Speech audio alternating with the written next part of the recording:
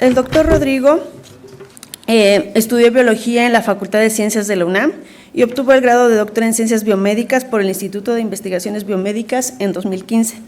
Actualmente es investigador en Ciencias Médicas D en el Instituto Nacional de Cancerología, donde también funge como jefe del Laboratorio de Regulación de la Cromatina y Genómica.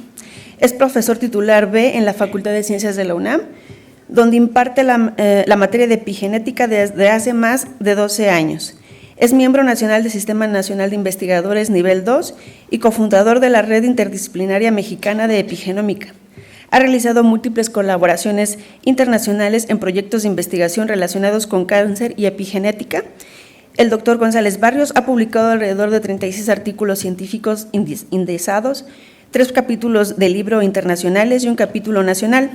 Su área de investigación se centra en la regulación epigenética del establecimiento de la heterocromatina y sus alteraciones en cáncer y otras patologías, así como el análisis genómico, epigenómico y el uso de inteligencia artificial aplicada a imágenes mediante radiómica para la identificación de biomarcadores en diversas enfermedades. Es para mí un honor presentarles al doctor Rodrigo González y les damos la palabra.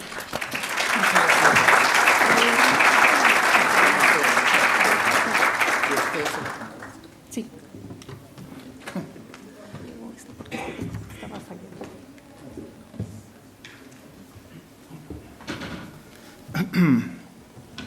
Bueno, hola a todos. Antes que nada, muchas gracias por la invitación para estar en este congreso. Sobre todo, muchas gracias a la doctora Tania Velázquez por invitarme.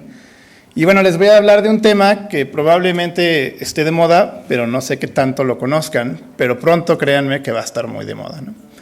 Que es el uso de la Machine Learning y la inteligencia artificial en la clínica. Y ustedes podrán decir, ¿qué tan lejos está? Ya está aquí y ya empezó, y el punto es que empecemos a integrarlo, ¿sí? Entonces, ¿qué es la inteligencia artificial? Seguro todos han escuchado de esto últimamente. Es la nueva Guerra Fría entre Estados Unidos y China. Es exactamente el punto en el que están midiendo las potencias. Que el punto es tratar de imitar la inteligencia humana a través de algoritmos y a través de modelos computacionales que tengan la capacidad cognitiva y pues una capacidad de mostrar inteligencia. Hoy en día probablemente muchos de ustedes hacen sus tareas utilizando ChatGPT y cosas así, ¿no?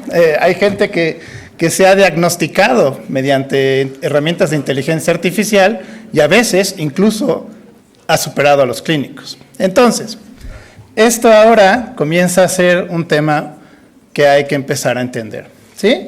Hay muchos mitos y realidades aquí. Generalmente cuando alguien les habla de inteligencia artificial, esto es en lo que pensamos, ¿no? Ya es el fin, las máquinas nos van a dominar, pero la realidad es que lo usamos todo el tiempo. Llevamos años utilizándolo todo el tiempo. Sus teléfonos celulares se desbloquean a través de inteligencia artificial. Por eso pueden detectar las características faciales en nanosegundos, ¿sí? Y los usamos ahora todo el tiempo. Si ustedes entran a Google y plantean cualquier pregunta, observen que lo primero que ya les arroja es una respuesta de inteligencia artificial. Y así va para todo, ¿no? Entonces, yo sé que muchos estamos aquí, pero entendamos que ya la realidad es que está por todas partes y esto va a ir creciendo, ¿sí? No va hacia abajo, sino hacia arriba. ¿Cuál es el uso de la inteligencia artificial? Pues la realidad es que se usa diario en la vida real. Y se usa en diferentes áreas, ¿no? Se usa en aplicaciones bancarias, en la generación o el uso de videojuegos, en los negocios. Hay empresas hoy en día que utilizan determinantes para dirigirla, no solo económica, sino incluso productivamente a través de herramientas de inteligencia artificial. En el transporte ahora se sugiere que incluso los carros a través de estos sistemas puedan manejarse solos en un futuro. Y bueno, la defensa y obviamente ya en los chatbots, que es lo que está ahorita muy fuerte, pero comienza a sonar en las ciencias de la salud, ¿sí? Y este es el tema que nos interesa, ¿no? Un poco de historia, recuerden, esto no surgió ayer. La realidad es que esto es un trabajo que ha venido desde que se generaron el uso del cómputo y las computadoras, desde que Alan Turing empezó esto. Ya por ahí de los 50, 60 ya se estaba hablando de que la idea era llevar que las herramientas computacionales tuvieran la capacidad eventualmente de tener un comportamiento inteligente, ¿sí? Y en esos tiempos, ya hace 60 años, ya se había hablado y se había introducido a través de John McCarthy el término de Artificial Intelligence, ¿no? Inteligencia artificial. Entonces, ¿a qué nos referimos con inteligencia artificial? Pues es esto, ¿no? Este sistema, en realidad, de algoritmos que imitan la capacidad. Para esto se requieren herramientas, ¿no? Y dentro de la inteligencia artificial está un sistema computacional que se conoce como Machine Learning, ¿no? O aprendizaje de máquina. Y más allá, cuando incluso utiliza una enorme cantidad de datos para contestar una enorme cantidad de preguntas, llegamos al Deep Learning, ¿no? ¿Qué diferencias hay? Bueno, el Deep Learning es una rama de la inteligencia artificial, el Machine Learning, que genera algoritmos con la habilidad de aprender, basándose en grandes cantidades de datos a través de un sistema de prueba y error, como lo hacemos nosotros, así lo hacen estos sistemas. Van a ir aprendiendo, se van equivocando. ¿Qué diferencia hay entre esto y el proceso de nosotros? Es que la capacidad que tiene la máquina de aprender es brutal, ya que una vez que le corrigen un error a una computadora, si es corregido por expertos, nunca más volverá a cometer ese error. Cosa que nosotros, por más expertos que seamos, probablemente nos vamos a volver a equivocar, ¿verdad? Con la misma piedra, cosa que esto no va a suceder, ¿ok? Entonces, una vez que aprende este sistema, aprende para siempre. Y eso es algo que a muchos nos asusta, ¿ok? El Deep Learning es otro tipo de Machine Learning, pero en este caso se emplean nuevos sistemas de redes neuronales artificiales que se adaptan y aprenden, pero ojo aquí, ya no depende totalmente de una guía humana. La computadora ya puede empezar a hacerlo sola, ¿sí? Entonces, hay muchos tipos de Machine Learning, es importante que entendamos esto, porque esto va a depender del tipo de análisis que vamos a usar. En muchos casos se utiliza el supervisado, donde un humano, nosotros, estamos supervisando todo el tiempo el aprendizaje de la máquina y le estamos diciendo dónde sí, dónde no, cómo corrige, qué no, ¿ok? La estamos direccionando, estos son análisis supervisados, ¿ok? Mucho de lo que se usa, en realidad, utiliza algoritmos de este estilo. Y está el no supervisado, donde la computadora va a aprender sola, con muy poca ayuda de nosotros. Estos algoritmos se usan muchísimo también en varios tipos de campos, ¿no? Y está el reforzado, donde una vez que la máquina aprende, lo ponemos a prueba para ver si está bien y se le corrige si tiene errores a través de expertos. Y otra vez vuelve a intentar hacer algoritmos y otra vez se expone y si tiene errores se le corrige hasta que eventualmente esté 100% pulido, ¿sí? ¿Qué es lo que generalmente se maneja aquí? En el supervisado, la máquina aprende a través de datos etiquetados. Tú le pones etiquetas, ¿sí? Ejemplo, vamos a aprender que una computadora reconozca imágenes. Yo le voy a explicar, esto es un gato, esto es un perro, esto es un pollo, ¿sí? Yo se lo voy a decir. Y entonces la computadora va a decir, ok, ya entendí, y lo va a aprender en el algoritmo. Y entonces, cuando le pongas esa imagen, va a empezar a decirte, ¿esto es un gato? Y tú le vas a decir, sí, y ahí viene el refuerzo, ¿sí? Llegará a un punto que ya no necesitará que tú le digas nada porque ya aprendió, pero recuerden que aquí nosotros le dijimos cuáles son las etiquetas, ¿sí? Entonces, esta aprende a partir de inputs y outputs que nosotros le damos. Y aquí se utilizan algoritmos de Machine Learning como árboles de decisión, la clasificación de Innate Bayes y así muchos de estos, ¿no? O cosas más modernas de Machine Learning como los análisis vectorizados. ¿Ok? Y están los no supervisados donde en este caso yo no le voy a decir qué es lo que está bien, no lo voy a poner etiquetas.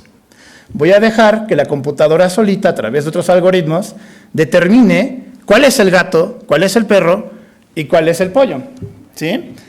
Y el problema de cuando uno ve este tipo de algoritmos y buscamos cómo le hizo la computadora para aprender, muchas veces nos damos cuenta que quién sabe qué demonios estaba viendo, porque la máquina ve píxeles y cosas que nosotros normalmente no nos fijamos, pero lo increíble es que es perfectamente capaz de lograrlo, ¿sí? Y decirte, este es un gato, este es un perro, este es un pollo. El punto es que no sabemos exactamente cómo aprendió a determinar estas etiquetas.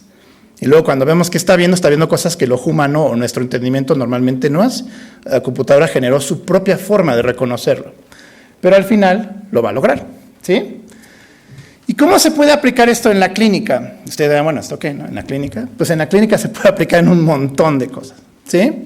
Se puede utilizar desde el diagnóstico, predicción, por ejemplo, diagnóstica de imágenes, se usa hoy en día por las farmacéuticas para el descubrimiento de drogas, ya están utilizando maquinaria de este estilo, para reposicionar fármacos o generar nuevos fármacos a través del conocimiento, por ejemplo, como usando AlphaFold, para ver cómo se pueden plegar y meter moléculas y poder interferir. Muchas veces ya se pueden usar predictores de Machine Learning, que aceleran muchísimo el proceso. Se está tomando muy en cuenta que esto va a ser muy fuerte para la medicina de precisión. Nos va a ayudar mucho a la toma de decisiones para identificar a las personas como individuos únicos. Y así, entre más datos tenga el sistema, más características clínicas tenga, o biomédicas, o biológicas, o genéticas, más capaz va a ser de hacer esto. ¿Sí? Y como verán, hay muchas otras. Hay algunas que todavía suenan un poquillo medio alocadas, pero bueno, ya se propone incluso la idea de robots médicos. No se claven tanto ahí, eso todavía está muy lejos. ¿Sí?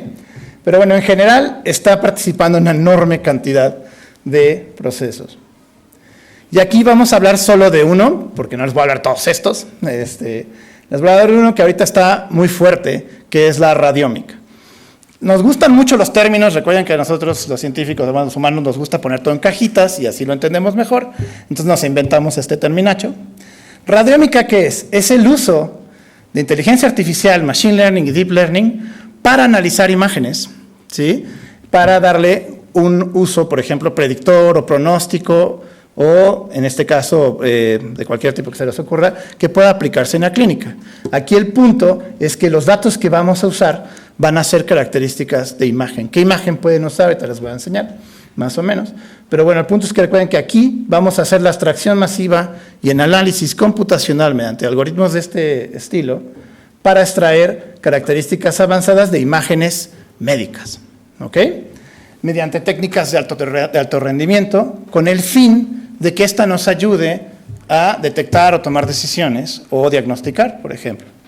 ¿Sí? Este es un proceso largo, lo que se está haciendo aquí es que se van a tomar las imágenes, se van a usar, ¿de qué se puede usar? Pues cualquier imagen, desde una foto del celular hasta resonancias magnéticas, tomografías, la que quieran, ultrasonidos. La computadora puede entrenarse para cualquier tipo de imagen. Obviamente, entre más resolución tenga esa imagen, más poderoso va a ser este análisis. ¿Sí? Entonces, ¿qué es lo que va a pasar? De aquí la computadora va a observar la imagen que ustedes le pongan y va a extraer diferentes características, forma, tamaño, pixeleo, qué tan intenso está, la lobulación, todo, ¿ok? Y va a ir empezando a hacer árboles de decisión mediante Deep Learning y va a ir tomando características de esa imagen clínica con base a la pregunta que ustedes le hagan. Si ustedes dicen, bueno, necesito algo que me ayude a diagnosticar a un paciente, a ver si puede encontrar un tumor, aunque sea muy pequeño, que normalmente a mí me cueste mucho trabajo de ver, ¿será capaz de hacerlo la computadora? Para eso lo hacemos, ¿sí? Entonces, la máquina va a buscar varias de estas características. Te dirán, ¿cuántas hay dentro de estos? Tamaño, forma, especificidad, densidad. ¿Cuántas características puede ver una compu? Más de 1000. Nuestros ojos no pueden ver esa enorme cantidad de información, porque esta puede analizar píxel por píxel, ¿sí? Cosa que nosotros no podemos hacer, por más que queramos. Entonces, la capacidad que tiene de aprendizaje es enorme, ¿sí?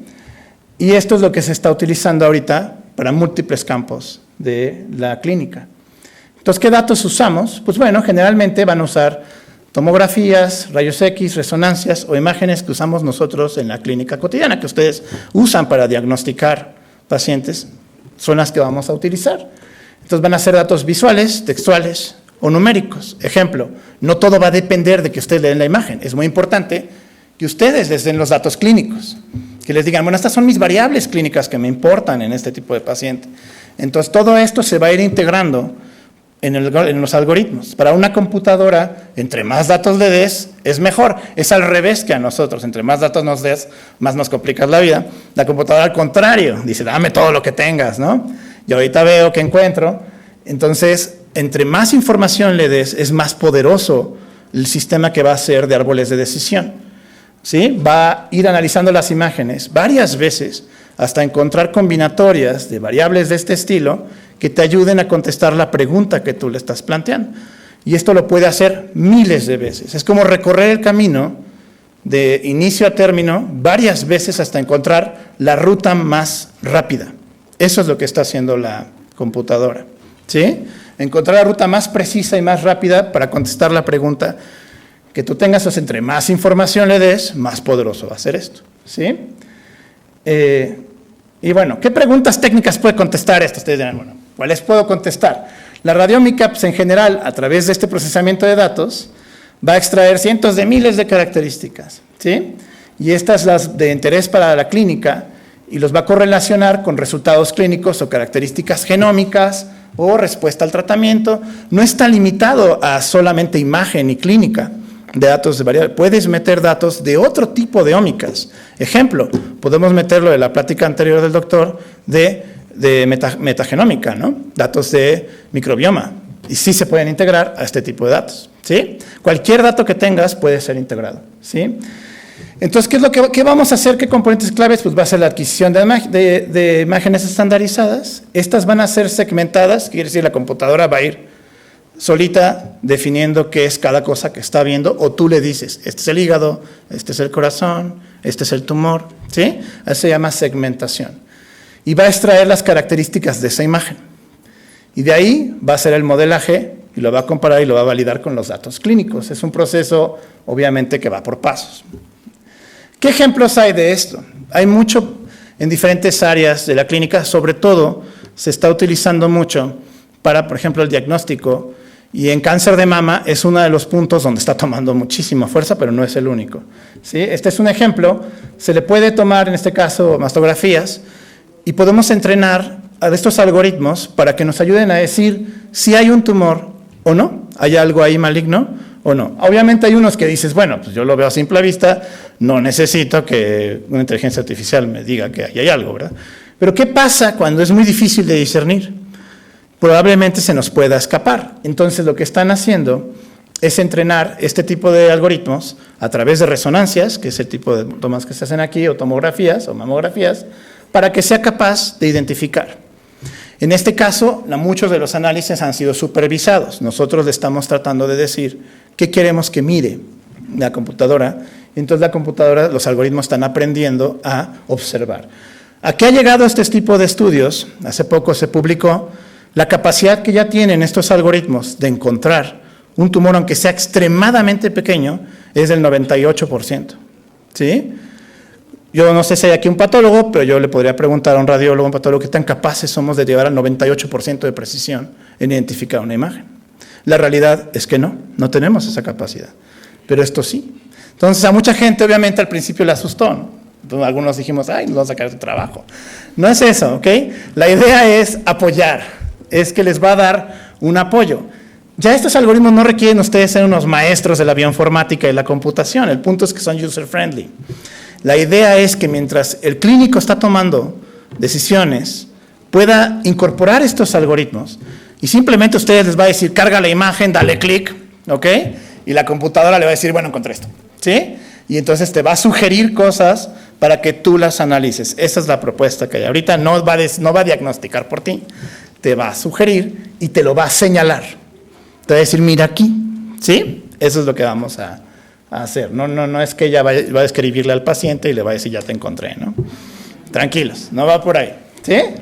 Ahora, ¿qué tan potente puede llegar a ser esto? Este es un estudio bastante reciente, este fue en cáncer de próstata, y lo que está demostrando es cómo puede, por ejemplo, en un paciente que ya está libre del tumor y estamos esperando a ver si progresa o no, si recae o no, será capaz de predecir una recaída solo observando imágenes. Esa fue la pregunta que se planteó este grupo de investigación y lo hicieron a través de resonancias y vieron que estos algoritmos en algunos casos sí fue capaz de discernir si tiene esto, ojo, este paciente está a punto de recaer. ¿Sí? Antes de esto no teníamos manera de hacer esto. ¿Sí? Este estudio obviamente muestra una de las enormes capacidades que tiene esto. Obviamente ustedes ven, no solo va a depender de la imagen, va a cruzar biomarcadores que estamos usando en la clínica, por ejemplo, el antígeno prostático y otros, ¿sí? Y les va a dar scores, y les va a decir, ojo, aquí, mira acá, el score de este recaída es muy grande. Y esto nos da una enorme ventaja porque nos daría la capacidad de actuar rápido, que ese es el punto de esto.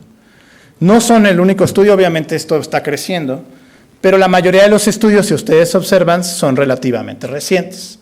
Se está incorporando en múltiples campos de la clínica, contestando diferentes preguntas en diferentes partes del mundo, sobre todo en las potencias, ¿sí? Son los que más lo están trabajando, Mucho está haciéndose con resonancias, pero no crean que es lo único.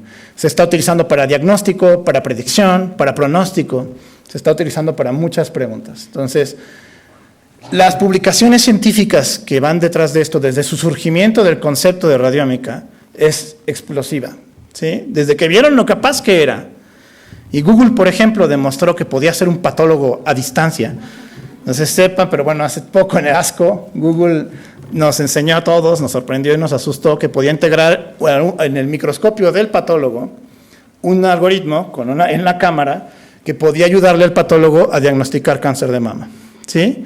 Y lo increíble es que esto lo entrenaron con 100 patólogos expertos y llegaron al punto de que era increíblemente capaz y es rapidísimo. Entonces, pues bueno, asustó a mucha gente, Google en ese momento. Después dijo, no, tranquilos, todavía no está listo. Estaba listísimo, nos mostraron los datos, estaba fuertísimo eso. Entonces de ahí, pues mucha gente dijo, caray, y vámonos, ¿no? Esto ha crecido brutalmente, ¿sí? Entonces, ahora, no estamos limitados. Una ventaja es que muchas enfermedades, pues tenemos características genéticas, ¿no? O transcriptómicas, que ya conocemos. Esta mutación se asocia a tal patología. Y esto se puede integrar, ¿sí? A este concepto, obviamente, le metemos otro nombrecito rimbombante, que sería radiogenómica. Es el cruce de dos estrategias, ¿no? Genómica y radiómica, con el mismo fin, ¿cuál? Dar un diagnóstico mucho más certero o un pronóstico mucho más certero, utilizando dos niveles de conocimiento, ¿no? La imagen y, en este caso, el genoma. Entonces, es lo mismo, solamente se van incorporando las dos grandes variables junto con la clínica y nos va a dar, pues, mejores decisiones. El punto de esto, recuerden, es medicina de precisión. Entonces, esto no está limitado al genoma, es capaz de incorporar todos los niveles que ustedes quieran. ¿Qué necesitan ahí? Pues una computadora lo suficientemente potente, ¿no? Para lograr eso. Espero que la que va a hacer el gobierno nos sirva. Bueno, suena bastante poderosa. Entonces, bueno, entre más potente sea esto, pues más capaces seremos de hacer este tipo de integraciones. Y entonces aquí ahora sí que the sky is the limit, el cielo es el límite, porque esto va a ser enormemente poderoso. Entonces, ¿cómo integramos estos datos? Pues obviamente primero necesitamos los datos, ¿sí? Necesitamos los datos de ambos lados para poderlos integrar a través de algoritmos de deep learning, ¿sí? Que son capaces de manejar grandes cantidades de información. Y bueno, aquí lo que vamos a tomar, pues bueno, son los factores genéticos, los que ya conocemos, SNPs, mutaciones, deleciones, cambios de número de copia, ¿sí? Conocimiento que tengamos ya de la base biológica, médica, que ya conocemos desde hace tiempo, y los podemos integrar con los nuevos niveles de imagen. Entonces, les voy a hablar de un ejemplo para que sepan de algo que sí se está haciendo aquí, que es cáncer de testículo, pero no es lo único que estamos haciendo. Para que vean cómo sí se puede hacer en México, no solamente lo pueden hacer los chinos y los norteamericanos, lo podemos hacer nosotros también, ¿sí? Entonces les voy a dar un ejemplo que va a ser en los tumores de células germinales. Entonces, este es un problema clínico que, aunque no es el tumor que más llama la atención, porque este tumor en general tiene buen pronóstico, lo que pasa es que al tener buen pronóstico, la cantidad de ciencia que hay para los pobrecitos que no tengan buen pronóstico es muy baja. Entonces, eres un paciente que, por desgracia, estás en la resistencia o en el mal pronóstico, casi no hay ningún predictor en la clínica, en el mundo, para ti, ¿sí? Y básicamente estamos a ciegas. Entonces, esos pacientes literalmente están condenados. Entonces, estábamos buscando algo que pudiera ayudar a predecir la respuesta. Y entre las cosas que nos interesó fue esto. Entonces, en México, el cáncer de testículo, pues, tiene una incidencia bastante avanzada y sobre todo, pues, en varones, en jóvenes, es de los tumores más importantes que tenemos, ¿no?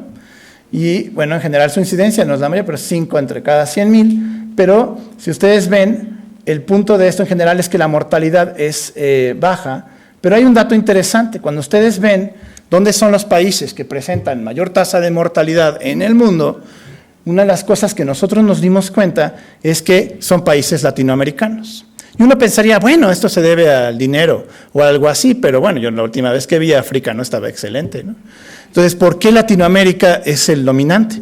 Esto nos llamó mucho la atención, veíamos muchos países latinos entre aquellos que poseen los peores índices, lo cual nos sugiere que hay algo poblacional, algo en el genoma, algo en nuestra población que impulsa que haya mayor mortalidad, porque las terapias, por lo menos que damos, son las estándar, son las mismas que se dan en la guía en cualquier otro país. Entonces, ¿por qué hay más mortalidad?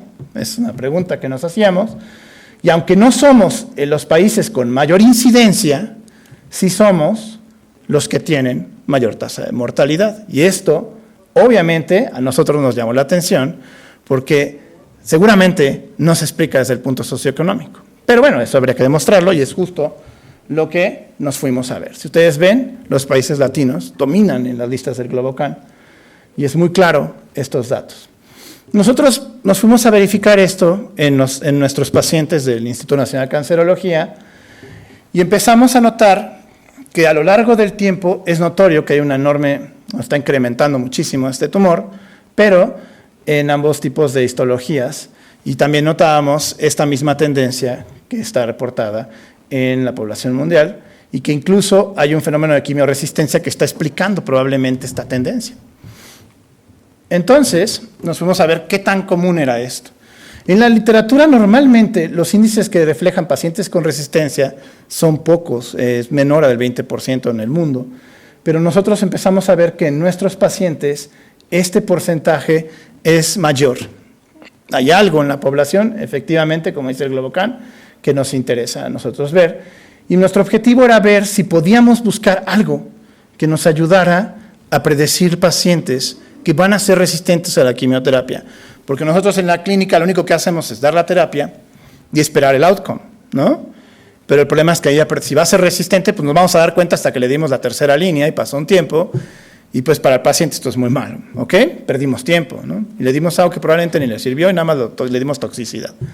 Entonces, si pudiéramos predecirlo, podríamos ayudar a este grupo de pacientes que en nuestra población es mucho mayor de lo normal.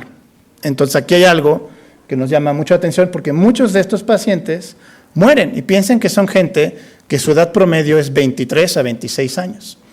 Entonces, es algo serio porque pues, se dan en jóvenes, ¿sí? Entonces, nos fuimos a revisar esto, obviamente hicimos todas las variables clínicas que se usan y observábamos pues, lo que ya se sabe, ¿no? Pero aquí una de las cosas que nosotros quisimos demostrar era si la explicación de la muerte está por las variables sociodemográficas, socioeconómicas.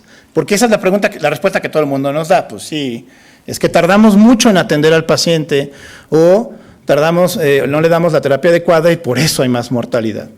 Y una de las cosas que nosotros vimos es que generalmente no va por aquí, porque incluso nos parecieron cosas extrañas en el análisis. Resulta que los de alto riesgo son aquellos pacientes que solo fueron a la secundaria y no a la prepa. Entonces, ir a la prepa es de mal riesgo. No puede ser, ¿no? Entonces, cosas así. Pero el punto es que encontramos que no iba por ahí, ¿sí? No es una explicación por el tiempo que tardamos, porque en general, por lo menos en el INCAN, cuando son diagnosticados a ser atendidos en la cirugía, no pasa ni un mes, ¿sí? Entonces, no es un problema de atención de cuánto nos tardamos a atender y tampoco se explica por su nivel socioeconómico. Entonces, ¿qué está pasando? ¿Por qué tenemos resistencia? Entonces, nosotros publicamos esto ya hace un par de años, donde estábamos demostrando esto en nuestra población y la importancia que hay de esto. En general, los pacientes, nosotros notamos que los datos, aunque se parecen a los internacionales, el pronóstico está por debajo. Se supone que estos pacientes con esta histología no seminoma deberían de tener más del 80% de sobrevida. Y lo que estamos viendo es que estamos por debajo, ¿sí? Hay algo aquí que no solo se explica por lo socioeconómico, y aunque sí impulsa un poco y sí nos afecta la cantidad de dinero, no es la explicación, ¿sí? No es la única explicación que hay. Por eso, pues empezamos a buscar qué era y hicimos genómica. Y lo que hicimos fue secuenciar a los pacientes a través de secuenciación de exoma completo para ver todos los genes codificantes que hay, los 23,000. Y buscar si había algo en el genoma que nos ayudara a entender a los pacientes. Y lo primero que descubrimos es normalmente en el mundo el cáncer de testículo no es el más mutado, está entre los cánceres con menor tasa de mutación, que se llama mutation burden en inglés, en comparación a otros como pulmón, ¿no? Pero una cosa que nos llamó la atención es que en la literatura internacional la tasa de mutación generalmente es muy baja. Aquí están viendo los datos del TCGA de estos pacientes de cáncer de células germinales de testículo. Ustedes ven, es muy baja. Y estos son los pacientes mexicanos del INCAN. Si ustedes notan, entre más a la izquierda esté la tabla, quiere decir que hay mayor tasa de mutación por megabase en los pacientes y es notorio que está lejos de la internacional. O sea, nuestros pacientes, por alguna razón que no sabemos, están más mutados de lo normal. E incluso tiene que ver con si son resistentes o sensibles. Lo que nosotros nos dimos cuenta es que los pacientes sensibles a la quimioterapia son aquellos que incluso están peor en el genoma. Entonces, en cierto sentido, estar altamente mutado resultó ser útil para la terapia, porque al momento que se les dio el cisplatino, estos pacientes pudimos salvarlos, ¿sí? Por su enorme inestabilidad. Pero es notorio que esto se aleja mucho de lo internacional. Entonces, una vez más, hay algo que está pasando en nuestra población y que no lo estamos midiendo porque casi siempre todo lo hacemos basándonos en los estudios que se hicieron en Estados Unidos o en Europa. Y tienen que entender que no somos la misma población, aunque nuestros ancestros estén en mestizaje. No somos nórdicos, no somos españoles al 100%. Yo sé que hay gente que eso le cuesta entender, no lo somos, ¿sí? Entonces hay algo en nuestra población que tiene un carácter nativo y que no podemos asumir que lo que se estandarizó para una población a fuerzas va a aplicar en la nuestra. Incluso esto aplica para terapias. No asuman eso. Lo que pasa es que tenemos muy pocos estudios genómicos de México y casi siempre ese es nuestro gran talón de Aquiles, ¿sí? Entonces, esto se lo dejo como mensaje. Hay que tratar de impulsar que empezamos a pensar en nuestra población y no solo en copiar a las potencias, porque hay cosas que sin duda se notan diferentes y si supiéramos, si las hubiéramos sabido, haríamos algo más efectivo, ¿sí? En general, lo que vimos es que era muy variable, era muy grande, pero no encontrábamos mutaciones que nos ayudaran a discernir quién iba a ser resistente o no a la quimioterapia basada en platino.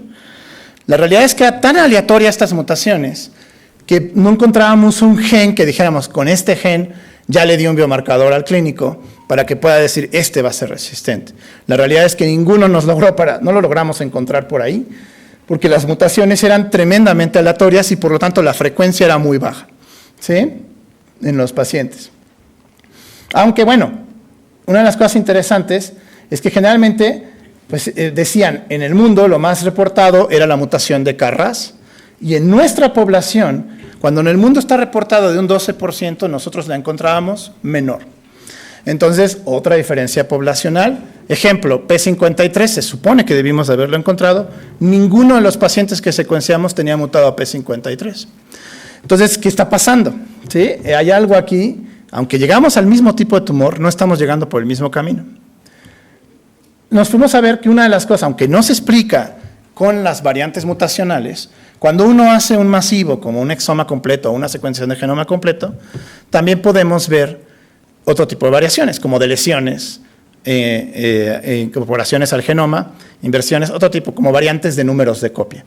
Entonces, cuando aumenta un tumor, si le ven una enorme variación en las mutaciones genómicas, lo que sugiere es que puede tener una enorme cantidad de inestabilidad cromosómica.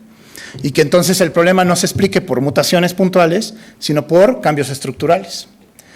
Y entonces nos fuimos a medir esto en la cohorte de pacientes y encontramos que efectivamente nuestros pacientes tenían una enorme cantidad de cambios de número de copias y de aberraciones estructurales, pero enorme.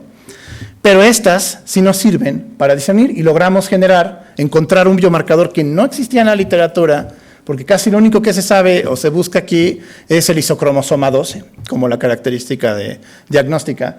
Pero nosotros encontramos que en la población, por ejemplo, sensible a la quimioterapia, el 100% de los pacientes poseían una ganancia en el cromosoma 2 en el brazo largo, pero la tenían todos. Lo bueno aquí es que esto nos ayudó porque entonces efectivamente ahí hay un biomarcador. No predice la resistencia, sino la sensibilidad, pero bueno, si yo te puedo decir, este va a ser sensible, creo que por default entendemos que sirve para lo mismo, ¿no? Pero aún así, no es muy fácil trasladar esto a la clínica. No es tan fácil como yo ahorita vaya a patología y le digo, bueno, hazme un análisis de número de copias para cada paciente. Probablemente me va a decir con qué ojos, ¿no? Entonces, no veíamos trasladable esto, ¿ok? Tienen que entender las realidades de nuestro país. Esto ya está publicado y nos quedó la lección de que, bueno, si no todo se explica por las mutaciones, pues una de las cosas que notamos, si hay algo ambiental o genómico, es que hay un cruce directo con el epigenoma. Entonces, ahora estamos buscando las variantes epigenéticas aquí en nuestros pacientes, que es exactamente donde estamos ahorita. Pero bueno, una vez que teníamos las secuenciaciones, pues nos fuimos a ver si había algo más que pudiéramos sacar. Una cosa es ver el pronóstico de la respuesta, pero si tenemos secuenciados a los pacientes, quisimos ver si podíamos encontrar algo que nos, por ejemplo, nos diera el riesgo. ¿Habrá mutaciones o cambios genómicos que nos digan el riesgo a tener cáncer de testículo? La realidad es que casi no hay nada de esto en la literatura y se dice que no, así que nos fuimos a perseguir esto en nuestra población. Lo primero que hicimos fue asegurarnos que en toda la población que secuenciáramos efectivamente cuadrara con el perfil de ancestría genética que define ahora a un latino. La ventaja es que porque hay muchos masivos ya podemos saber si eres latino o no, por cómo es tu perfil de ancestría genética. Y si yo te tengo secuenciado, puedo saber si eres de origen africano, americano, asiático, europeo. El perfil latino, por si no lo conocen, ¿cómo se define a un mexicano? Es esto, es la combinación del perfil nativo americano con el europeo, con un poco de africano. Dirán, no, yo no soy africano. Bueno, todos ustedes, sí, todos, el 3 al 6% de su genoma es africano, ¿sí? Entonces, así se ve el perfil genético de mexicano. ¿Qué va a variar? La cantidad de genoma europeo o nativo que tenemos por todas las generaciones que nos dieron. Habrá quienes tengan más del europeo y habrá quienes tengan más el nativo, pero en que encontramos mestizaje es casi siempre. Es muy raro que encontremos a alguien así, a menos de que vayamos a una etnia indígena muy clara, que esté muy marcada, pero en general en ciudades va a ser así, ¿ok? Entonces, lo que estamos a demostrar primero es que somos latinos, ¿sí? Y somos mexicanos y podemos realmente asegurar que lo que vayamos a ver va a ser variantes de riesgo en mexicanos. Y fuimos a buscar si había alguna, y la realidad es que analizamos todo lo que había y nos dimos cuenta que la mayoría de las mutaciones que nos podrían servir a nosotros caen en lo que se llama mutaciones de significado incierto. ¿Por qué? Ustedes cuando hagan un estudio genómico siempre van a utilizar los datos de Estados Unidos, de TCGA o de Mutation Research o lo que sea, que les digan a ustedes cuáles son las mutaciones de valor clínico o probablemente clínico. Recuerden, estas se hicieron con poblaciones americanas, gringas, y europeas. Entonces, nuestras variaciones siempre van a caer, la mayoría, en aquellas de significado incierto porque no tienen suficiente investigación para clasificarlas como patológicas, ¿ok? Entonces es un problema porque las tenemos que validar y la mayoría eran así y logramos discernir un panel de mutaciones que podían servir para identificar el riesgo en los pacientes. Y bueno, ya no me voy a tardar mucho. Entre los que encontramos incluso nos llamó la atención porque hay un gen que ahorita está un poco de moda, que es MC4R, que es un gen que se asocia normalmente se está utilizando para la obesidad. Es un gen que da riesgo a obesidad y parece ser que este es un gen de riesgo en cáncer de testículo, el cual no estaba reportado porque parece ser un problema de población mexicana. Y esto nos llamó mucho la atención porque si normalmente se asocia a obesidad, ¿qué demonios tiene que ver con el cáncer de testículo? Entonces esto nos sugiere que tiene que ver con algo metabólico y bueno, identificamos un grupo de genes que efectivamente son capaces de ser de diagnóstico de decir esta persona tiene un riesgo a tener cáncer de testículo. Antes esto no existía y esto ya es algo que estamos enviando a publicación. Ahorita está en la revista, en su última revisión, probablemente se publica este año, ¿sí? Entonces logramos identificar variantes que nos predicen el riesgo en población mexicana, que tienen ese potencial para lograrse. Ahora, el problema que tenemos en México es que no podemos hacer cientos de miles de masivos como en Estados Unidos. No podemos secuenciar a 5,000 pacientes de golpe, ¿verdad? Porque con ACIT o City nos manda al diablo. Entonces, no hay manera, y ese es un problema que tenemos. Y entonces siempre el problema que tenemos es cómo vamos a validar una mutación si necesito juntar a 7,000 pacientes y eso me tomaría 16 años, ¿sí? Y aquí es donde viene la inteligencia artificial, ¿ok? Lo que nosotros nos dimos cuenta ahora en datos más que nada de censos o de estilo, más que nada para estudios demográficos, se utilizan predictores donde se pueden generar cohortes sintéticas, ¿sí? O sea, la computadora podría generar pacientes probables, inventados por la computadora, pero basados en las características que definen esta enfermedad. Si ustedes tienen claro cómo se define su población y los datos clínicos que está en una cohorte lo suficientemente grande, se le puede enseñar a la computadora y la computadora les puede generar pacientes sintéticos, ¿ok? Suena loquísimo, pero eso es lo que estamos haciendo. Y en este caso te puede decir, bueno, te voy a predecir cómo serían potencialmente 200 pacientes con todas las variables que tú me dices que podrían comportarse como el fenómeno que tú tienes para validar si esa mutación efectivamente es efectiva. Y ustedes me dirán, no puede ser. Pues la realidad es que sí se puede, ¿sí? Y entonces, eso lo vimos y lo pusimos a prueba porque el problema que teníamos es que nosotros solo teníamos 217 pacientes y para validar el problema es que con las mutaciones puntuales que tenemos, solo 9 pacientes eran esos casos que podíamos demostrar. Entonces, para yo tener una cohorte lo suficientemente grande para llevar a validar esto, pues necesitaría miles de pacientes. Y si hay 9 por cada 200, ¿cuántos años me va a tomar hacer eso? ¿Se pueden entender? Entonces, lo que hicimos es que la computadora simulara 231 casos, ¿sí? Y ustedes dirán, ¿qué tan capaz es esto? Entre más determinen las variables y más específico sea esto, la capacidad de error entre la aleatoriedad de lo que lo genera es menor. Y en realidad estos pacientes sí reflejan en gran parte la realidad, ¿sí? Entonces se pueden usar para validaciones. Y aquí vimos, cuando no podíamos aquí tener poder estadístico, aquí sí lo tienes, ¿sí? Y pones a prueba si realmente tus variables mutacionales son efectivamente de riesgo. Y lo que sale es que lo que tenías antes como una tendencia, ahora puede ser probablemente una realidad y nada más necesitas demostrarlo a futuro, pero ya tienes una guía, ¿sí? Esto ahora es muy, muy nuevo. Probablemente nunca lo han escuchado. No se sorprendan si lo empiezan a ver en el futuro, ¿sí? Entonces, lo que pasa es que sin las variantes sintéticas, si yo les mostraba hasta Kaplan-Meier, ustedes me dirían, ¿qué es eso? ¿No? Me falta fuerza para poder decir si es de mal pronóstico esas mutaciones. Cuando se hizo las pacientes sintéticos, vean cómo empieza a caer muy claro, ¿sí? Ahora, dirán, pero son inventados por la computadora. Créanme, están muy bien cuidados estos datos para que esto se parezca a la realidad lo más posible, ¿sí? Entonces dirán, ¿qué es eso? Bueno, se los presento, ¿ok? Entonces, esto ya lo mandamos, ya está ahorita en una revista científica, está pronto a publicarse y va a ser el primer estudio de este estilo en México, ¿sí? Entonces, pues las conclusiones es, ¿sí sirve el genoma? Sí, sí sirve, pero si ven, tiene limitaciones. Y no suena que sea lo suficientemente capaz para discernir toda la respuesta. Entonces, ¿qué más podemos hacer? Ustedes dirán, bueno, empecé hablando de radiómica, ¿y eso qué pasó aquí, no?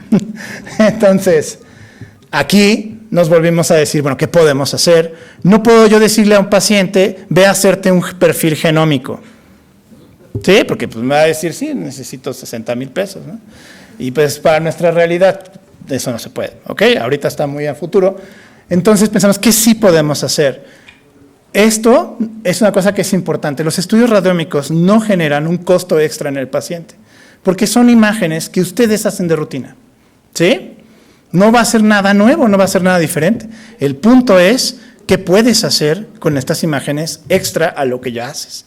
Pero no atrae un costo, ¿ok? Y esto es tremendamente atractivo para nuestros institutos públicos, porque no le voy a decir al director o directora, no te va a costar nada, tranquilo, ¿sí? Entonces, ¿qué podemos hacer? Pues entrenar, ¿ok? Entrenar imágenes para preguntas. Y en este caso lo que hicimos fue tomar tomografías, porque la tomografía es la imagen que se hace de rutina para diagnosticar a estos pacientes, ¿sí? Y pues la ventaja es que todos los pacientes la tienen. Entonces, paciente que usemos, paciente que tiene una tomografía y podemos estudiarlo.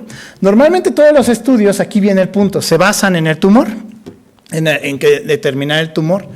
Pero en nuestro caso, todos nuestros datos genéticos o clínicos nos indicaban que había algo en el metabolismo, algo que se podía usar, por ejemplo, a la albúmina, a datos que tenían que ver con la obesidad, con datos del índice de masa corporal, que eran muy claros, ¿sí? Entonces dijimos, bueno, vamos a salirnos de la caja y quiero que la computadora analice todo el cuerpo de esta persona, ¿sí? No solo los tumores, o si hay metástasis o no. Queríamos ver si podemos encontrar algo más allá que nos ayude a diagnosticar, ¿sí? Y aquí es lo que ven, cómo lo hace la computadora. Una tomografía en realidad son más de 100 imágenes. La computadora va a analizar cada una de esas 100 imágenes y va a decirles, este es el pulmón, este es el corazón, es increíblemente capaz de hacerlo, ¿ok? Si se equivoca, ustedes con un pincelito pueden corregirla, ¿sí? En la computadora, así como, ay, que aquí está, la regaste, ¿sí? Entonces se puede hacer, ¿ok? Entonces podemos, por ejemplo, encontrar cosas raras que en la imagen, que aquí hay un problema en el pulmón, y lo puede encontrar y la computadora te lo puede segmentar y reconstruir tridimensionalmente, ¿sí? Y te lo puede enseñar. Aquí está esto, mira qué es esto, ¿es normal? Y tú podrías ver, no es normal, ¿no? Entonces, cosas así, ¿ok? Normalmente todos los estudios se hacen de esta manera, ¿no? Empezamos en el instituto o en el centro donde se hace el análisis, se empieza a analizar las imágenes, normalmente uno se concentra en el tumor para ver si hay características dentro de esta imagen que puedan ayudar a ser predictores. Pero nosotros quisimos otro approach, donde dijimos, bueno, aparte del tumor, vamos a observar si hay algo en los órganos, algo que nos puede ayudar a predecir esto. Y pues lo corrimos en paralelo, a esto se le llama organómica, ya sé, les encantan los términos, yo no lo puse, ¿ok? Pero bueno, cuando no te concentras en el tumor, sino en los órganos, se llama organómica, ¿sí? Y entonces nos llamó mucho la atención el hígado por todos los datos metabólicos que les mencioné con genes, variables de albúmina. Y lo que vimos es que en nuestros pacientes pues había muchos datos de riesgo que sonaban a que podía haber algo en el hígado. Algo podría estar pasando ahí que tal vez nos pueda ayudar a predecir el riesgo que tiene un paciente, por ejemplo, de resistencia o algo así. Entonces, pues fuimos a analizarlo y pues la ventaja es que mediante análisis radiómicos podemos predecir muchas cosas, ¿no? Se puede entrenar al equipo, este es el ejemplo de cómo ya la computadora puede segmentar la tomografía automáticamente o manualmente. Y ustedes ven automáticamente, ya lo hace increíble, ¿no? Ya que aprendió la compu, les dice, es el hígado, ¿no?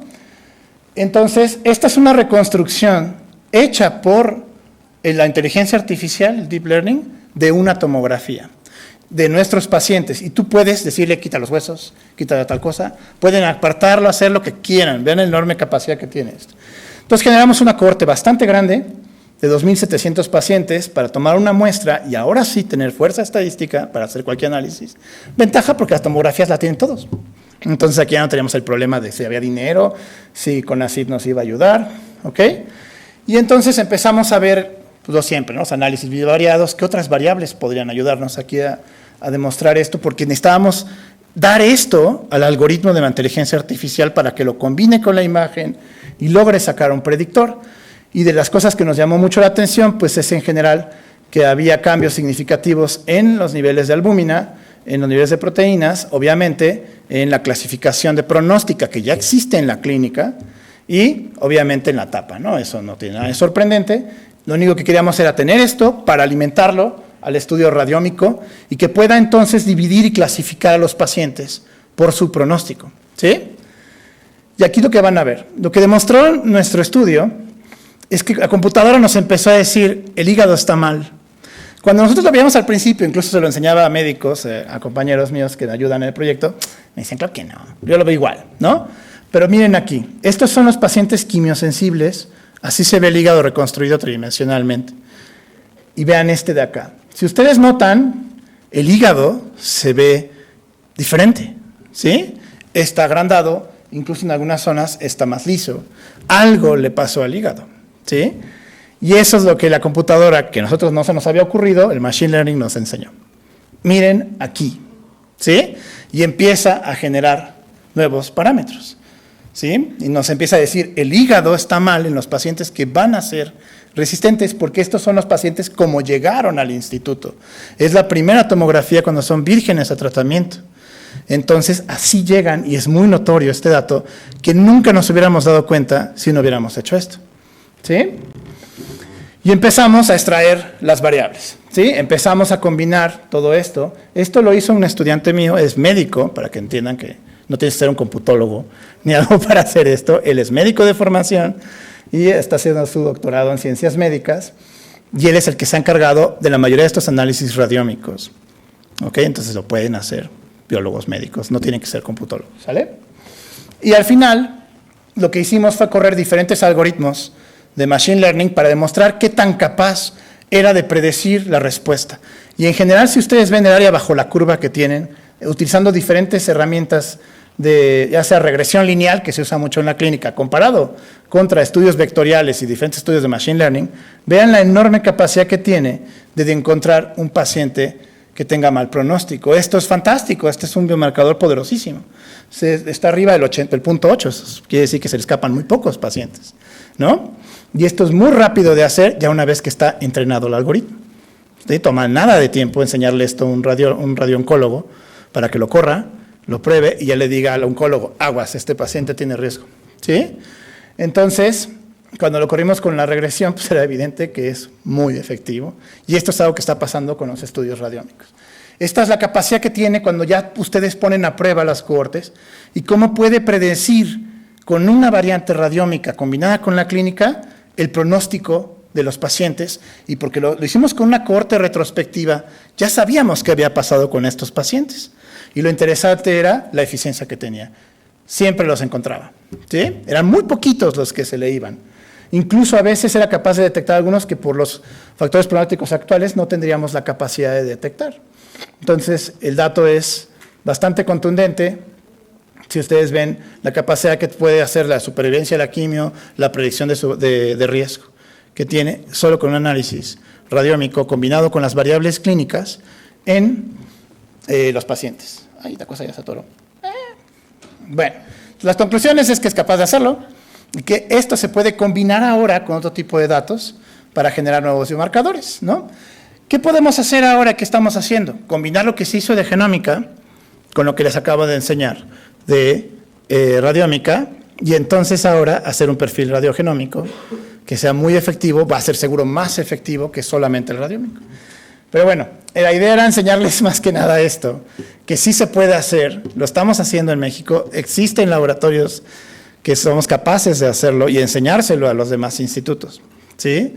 Para que lo puedan hacer y lo podamos aplicar a múltiples preguntas. Lo estamos haciendo en sarcoma, lo estamos haciendo en diferentes tipos de tumores. No está limitado al que les enseñé, solo les quería dar un ejemplo real para que supieran cómo puede usarse, pero se puede usar en lo que quieran, donde tengan imágenes. A los pacientes que tienen, por ejemplo, melanoma, muchas veces me decían los clínicos, es que yo a veces le tomo una foto con el celular, ¿sí? Para ver si es un melanoma, ¿no? Y ustedes me decían, ¿se puede integrar esto? La realidad es que sí, nada más hay que corregir, porque no todos traen el mismo celular, ¿no? Algunos no traen uno de última generación y otros no, pero sí se puede, ¿ok? Y podemos hacer, ya se está proponiendo en Alemania y en otros países, que en tu celular traigas tu aplicación de Artificial Intelligence for Clinical, toman la foto, ¿sí? Y les va a decir, esto puede ser un melanoma, aguas, ¿sale? Entonces, esto está fuertísimo. Se puede hacer aplicaciones, se puede meter en donde quieras. No se sorprendan que a futuro van a tener su app, que se va a llamar Te ayudo Artificial Intelligence en la clínica, y les va a predecir, ¿sí? No es para quitarles la chamba a nadie, es para hacerlo más efectivo, recuerden eso, ¿sí? Entonces, bueno, pues ya nada más para terminar. Pues este no fue un trabajo que se hizo solo. Para hacer esto, recuerden que se requiere un equipo multidisciplinario, donde haya clínicos, biólogos, químicos y bioinformáticos que hagan estos tipos de interacciones. Y aquí participaron varios colegas de diferentes institutos y de diferentes formaciones, patólogos, oncólogos, cirujanos, ¿sí? Que nos han ayudado para poder entrenar. Gente del extranjero, nos ayudaron de Alemania y de Dinamarca, para poder aprender a hacer esto. Y la idea es traerlo a México, del MD Anderson también. Y bueno, ya lo podemos hacer, ya no somos los únicos y obviamente la idea es transportarlo a todos. Y bueno, muchas gracias.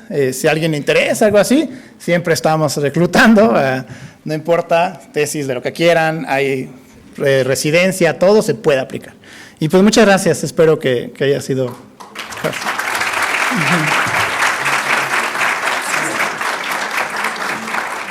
Vamos a dar la oportunidad a 3 preguntas. Les pido que por favor cada quien nada más haga una pregunta por cuestiones de tiempo. Gracias. Sí.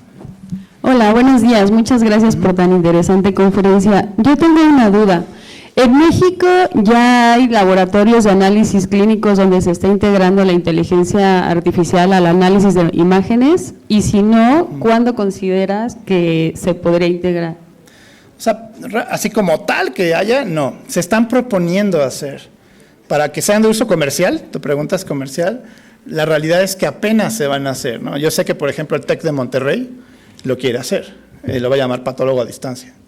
Y la UNAM eventualmente también lo está proponiendo.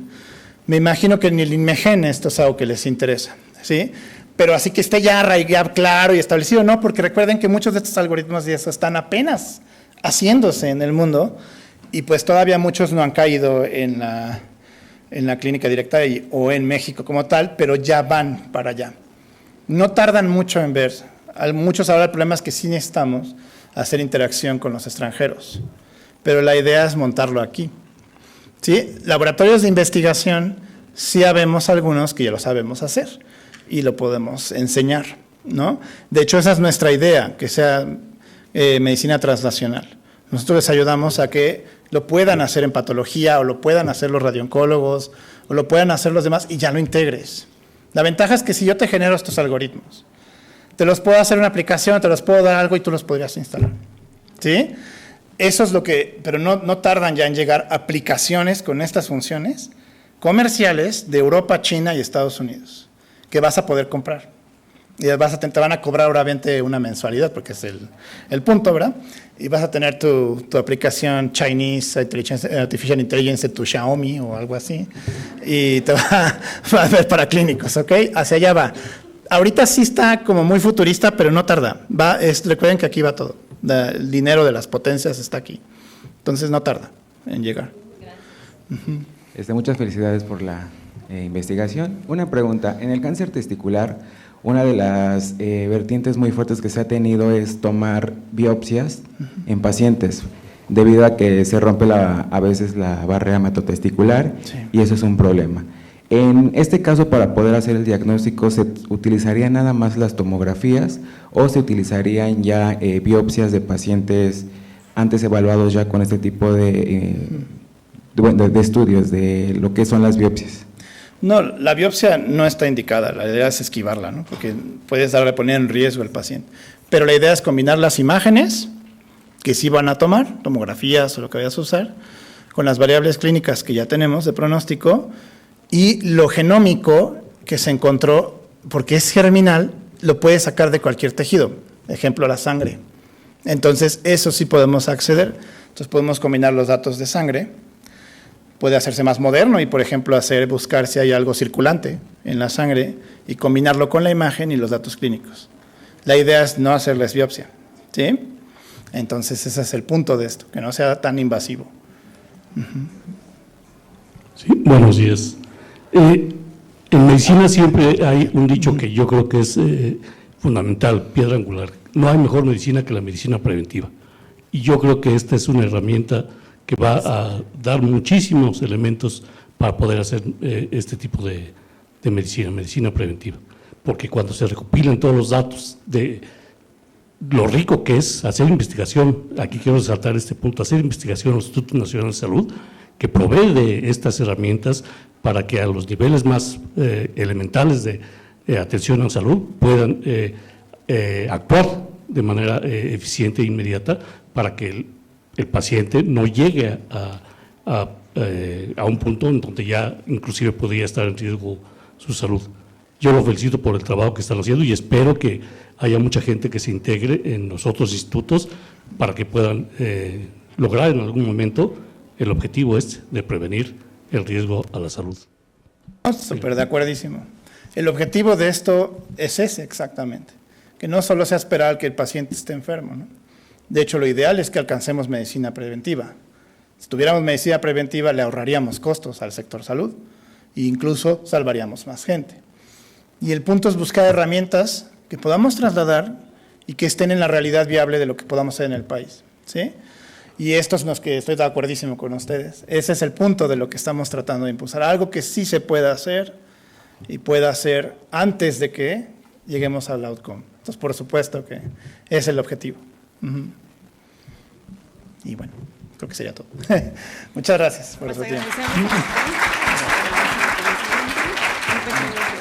Muchas gracias.